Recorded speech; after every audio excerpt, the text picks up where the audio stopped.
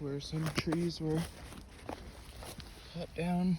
You can see evidence of the chainsaw spreading the polypores here.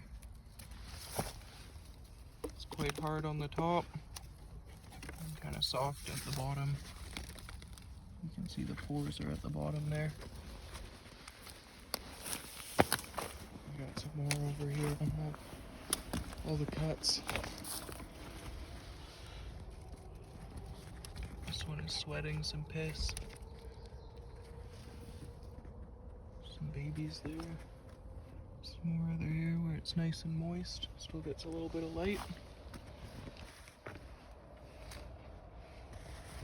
Got some more down here.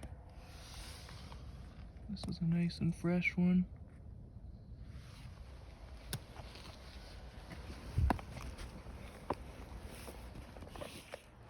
There you have it.